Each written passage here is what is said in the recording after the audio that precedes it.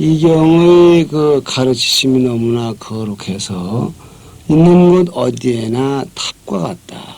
부처님과 같은 대접을 받아야 된다. 그래서 존중 정교분의 내용과 같은 맥락의 말씀이 두 번째 나온다고 얘기를 했습니다. 경이 계시는 곳은 탑이다. 그래서 금강경을 꼭 탑에도 모시고 또 그런가 하면은 이제 이렇게 부처님이 안 계실 때는 금강경을 메시고 그 앞에 불공을 올리기도 합니다. 중국 순나라 때에 익주라는 그 지병이 있는데 익주라는 땅에 왕자촌이라는 마을이 있었다고 합니다. 그런데 그 동네에 살던 이 구씨라고 초도 밑에 글귀는 구씨라는 사람이 금강경을 좋아했더랍니다. 그래서 동네 그 어디 들가에 나가서 허공에다가 글씨를 썼어요. 그 사람들이 이걸 뭘 하느냐, 그러니까 금강경을 쓴다고. 그냥 뭐 금강경을 갖다 홍에다 이렇게 쓰느냐 하니까 하늘무리들이 보고서 이렇게 좀 늙고 하늘무리가 금강경을 좋아하니까 하늘무리들 좀 보라고 이렇게 쓰는 거라고 이렇게 이제 하더랍니다. 그러니까 사람들이 싫어하는 사람이라고 말이야. 하늘이 어디서 뭐 눈이 어디 있으며 홍에다 글씨를 뭐 분만가 이렇게 쓰면서 돌아가고 나니 그게 뭐 어딘지 말이야. 모래사장에 자기는 글줄을 찾아다니면서 쓰지만은 그게 아무 그런 거 없거든요.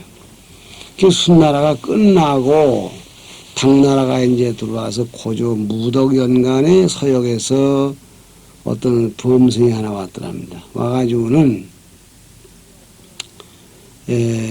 거기 와서 이 허공을 향해 절을 해요. 그런데 그 왜 거기다 절을 하느냐 그러니까 여기 허공에 금강경이 계시다고 그래서 절을 한다고. 근데 사람들이 또 이상하게 생각한 것은 그 개장변인데 아무리 비가 와도 거기는 비가 안 왔었어요. 그 금강경 하나 이렇게 쭉 서는 공간은 비가 안 와가지고 들에 나왔다고 참 이렇게 무심결에 비가 오면 거기서 비를 피우고 그랬는데 그게 왜 그렇겠는가에 대해서는 생각을 안 해봤던 거예요. 그런데 그 서역서 인도 스님이 그 얘기를 하니까 아, 과연 그렇구나 하고 그 인도서 오신 스님 말이 이경전이 있는 곳은 탑과 같아. 그리고 존중제자, 존중하신 제자가 계시는 곳 같다고 했으니 경을 쓴 것이 헛되겠느냐. 그래서 이러한 그 감으로 나타났습니다.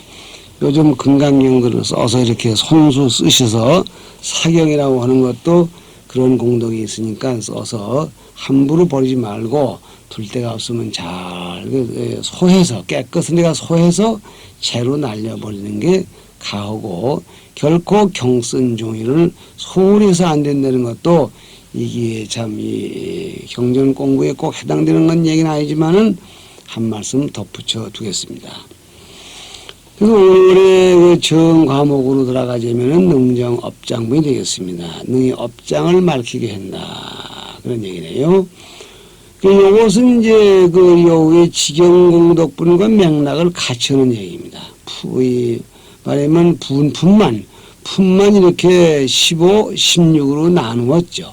지경공덕분 15, 능정업장분 16. 그래서 이렇게 끊으면 좋겠다 하고 두 분을 함께 하자니 너무 길고 끊쟁이 조금 짧지만은 그저 두드러진 내용이 들어있으니까 끊는다. 그리고 끊으신 모양 같은데 금강경을 읽으면은 금강경을 일 구절만이라도 사곡에 한 번만이라도 수지하고 남에게 그 이어주면은 삼시신명으로 보시. 삼시신명 하루 세 차례 항아사의 수의 생명을 가지고 보시를 하고 그렇게 하기를 항아사 모래같이 백천만 겁을 내려가는 공덕보다도 이 사국에 온 공덕이 많은데 그 많은 이유가 뭐였겠느냐 할 때에 진정코 상을 여의는 거라고 그랬거든요. 그 진정코 상을 여의는 공덕이 있는 공덕을 가지는 이경은 어떤 형태로 추앙을 하고 어떤 형식으로 존중을 해도 조금 더 과언이 아니다 그런 얘기입니다. 가령 우리 같은 사람은 지금 뭘 좀 지나친 얘기를 이렇게 과분하게 이렇게 칭찬을 하면 비꼬는 소리가 지금은 거북해가지고 듣기가 거북하죠. 뭐 나의 경우도 어디 법문 같은 거 하러 갈 것 같으면 법상에다 올려 앉혀놓고 덕높으신 스승님 사자자의 오르사 사자후를 합소서 뭐 그래 아유 그 소리가 간지러워가지고 처음에 먼무로 올라다 지금은 이제 봐서 그 노래 흘릴 것 같으면 밑에서 난 절을 하고 있다. 그 노래 끝난 짐에 덕높으신 스승님이 오라고 그랬는데 야 덕높으신 스승님은 어딜 가고 있고 이제 더구면 이게 대타가 이거 왔다. 속으로 그렇게 하고 이제 합니다. 그 왜냐하면 이제 자기 분수에 지나치는 이 과공은 비례라고 지나치는 공경은 오히려 비례 욕하는 것가 되는 거죠. 근데 이 경전은 그렇게 황금만냥의 미식이요. 황금만냥을 들어보아서 경전에 고향하더라도 조금도 이 경전으로서는 부끄러울 게 없어. 그래서 이 경전이 그 요우의 장에서 이 경전이 계시는 곳은 부처님이 계시는 탑과 부처님의 탑이 계시는 곳과 똑같은 대우를 받아야 한다 했고 또 한 가지는 이 경전이 계시는 곳은 모든 업장도 소멸한다.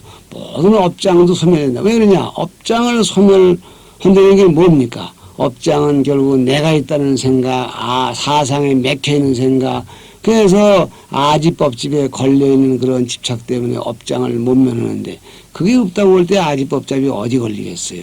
그래서 이 금강경의 공덕은 우리로 하여금 업장을 소멸하게 하는 공덕도 있다. 그래서 말하면 경을 지는 공덕, 경을 지니면은 지금 이런 공덕이 있다는 그 공덕을 찬양하는 일환을 지금 나는 생각하고 보고 싶습니다.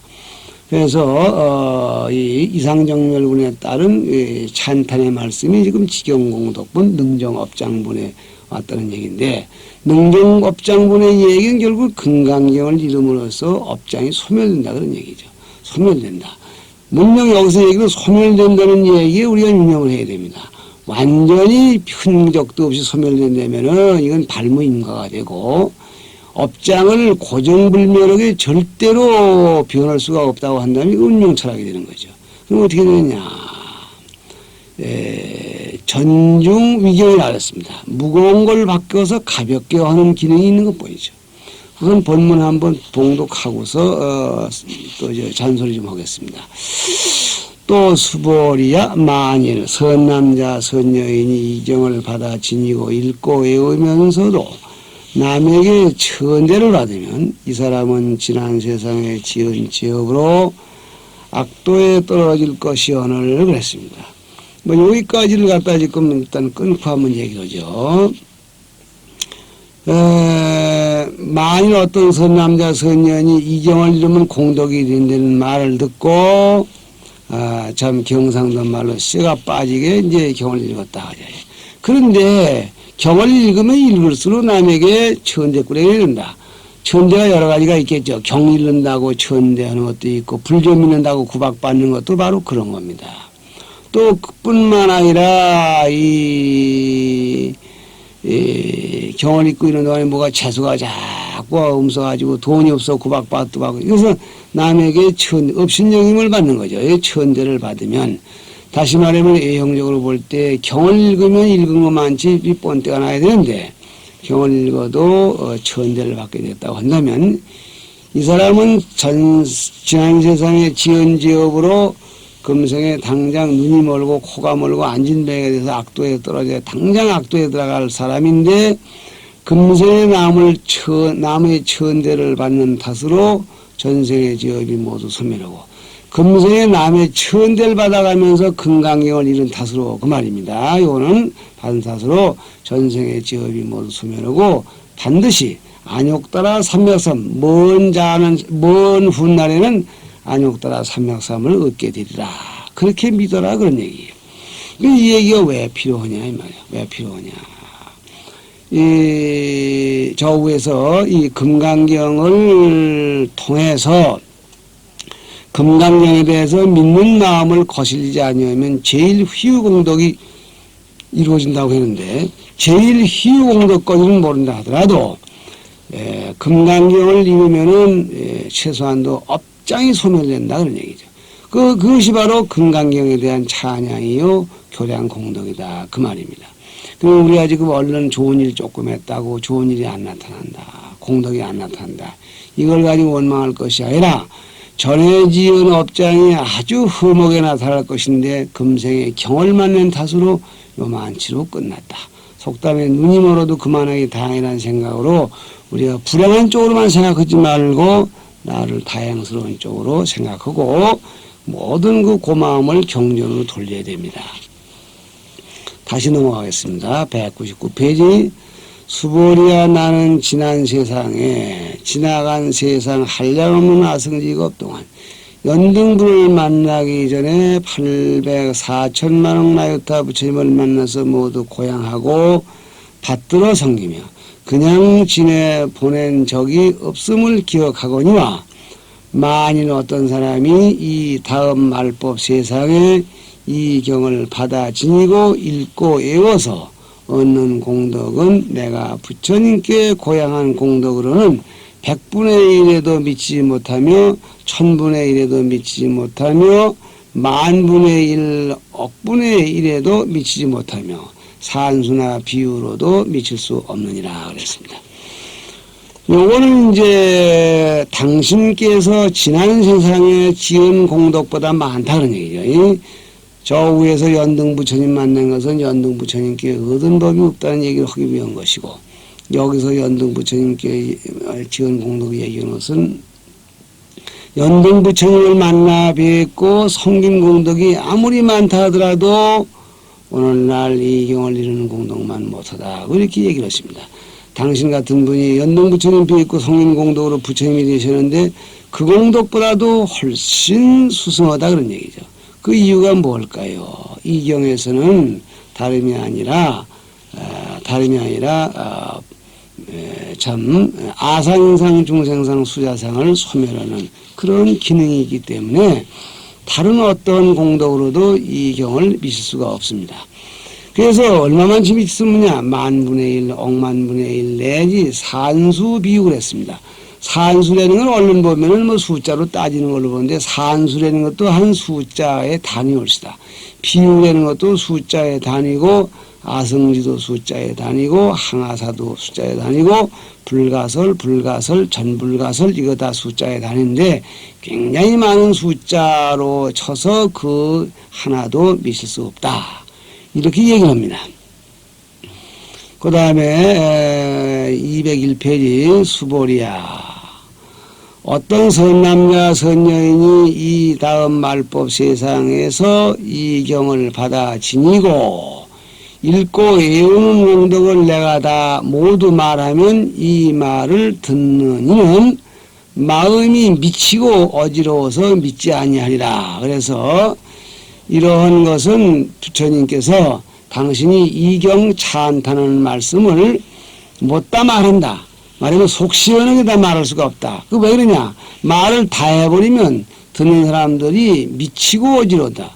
아이고 그럴 리가 아니야. 그냥 훌렁 요즘 말로 하면 돌아버린다 그 말이야. 그럴 수가 있냐고. 때까닥 그냥 미쳐버릴 테니 그게 근기 얕은 중생이 많이 살 걸 예상하시고 그 말씀을 못다 한다. 그러니까 요즘 말로 하면 입으로 다 말할 수가 없다. 그런 얘기죠. 그 왜 그럴까요? 결국은 이 아상인상 중생상 수자상이 전혀 없는 경지를 이 경이 설시하고 있기 때문입니다. 수보리야. 총괄적으로 한번 얘기를 하네요. 이 경은 이치도 말이나 생각으로 미칠 수 없고 불가사의를 이렇게 번역을 했네요. 이 경은 이치도 불가사의하고 과보도 불가사의하고 그랬습니다. 과보도 말이나 생각으로 미칠 수 없느니라. 이 경에 의해서 얻어지는 과보, 즉 이 경에 의해서 얻어지는 과보가 뭡니까? 올바로 이해하고 놀라지 아니하면은 제일 휘운 공덕을 이루는 것이고 이 경을 마치 눈먼 사람이 어두운 데 처해 있듯이 하든지 아니면 눈 밝은 사람이 짐짓 어두운 그림자로 들어가듯이 해서 경을 등지면은 끝내 아무것도 보이는 게 없게 되는 것도 하나의 과보겠죠. 그래서 여기서 말하는 과보는 성불하는 과보가 되겠습니다. 그래서 그 공덕의 과보로 말할 것 같으면은 석가열에 부처님 당신이 연등부처님께 잠시도 여러 무수한 겁을 지내면서 잠시도 쉬지 않고 800나유타 말하면 연등부처님을 만난 뒤로부터 800,4천만억 나유타 부처님을 낱낱이 보현보살의 십종대원처럼 생겨 매시고 그렇게 얻은 공덕보다 훨씬 많은 것도 하나의 이경의 과보일시다. 이런 얘기도 또한 불가사의하다. 불가사의 우리나라 생각이나 말로 미칠 수 없기 때문에 불가사의가 되는 것인데 이렇게 불가사의형 과보를 가지고 있는 이런 경이다. 그래서 결국은 경을 칭찬하는 얘기로 시정을 일관하는 것이 되어버렸습니다만은 이것은 아까 말씀과 같이 백천만급 칭찬하더라도 그 칭찬함이 다할 수가 없는 것입니다. 그래서 이 대목을 지금 이 무착보살 말하면 인도에 계시던 두 그 형제분 가운데 형님 되신 분은 여기를 갖다 이적정중이라고 그랬습니다. 다시 말하면 자기 혼자 조용히 즐거운 맛에 그 깨달음을 즐기는 즐거운 맛에 탐착하는 것이 아니라 800,4천만억 부처님을 찾아 뵈면서 고향을 하고 하루에 아침 저녁 세 때로 자기 몸을 버려가면서 고향을 하고 이렇게 하면서 꾸준히 쉬지 않고 공부를 하는 모습에다가 그분은 초점을 맞췄던 것입니다. 그런가 하면은 이 세친보살 그 동생 되시는 분은 이 대목을 갖다가 이 경이 가지고 있는 그 공덕의 내용을 설명하는 다시 말하면 지녀가 두루했다면 어찌해서 얻는 이도 있고 얻지 못하는 이도 있는가 하는 걸 얘기하셔 놓고 그래 물어놓고 그것은 마치 눈 있는 사람과 눈 없는 사람의 관 같다. 이런 법문이 들어있는 금강경이기에 이 금강경의 공덕을 이렇게 저렇게 말해도 한량이 없다. 그런 얘기가 되겠습니다.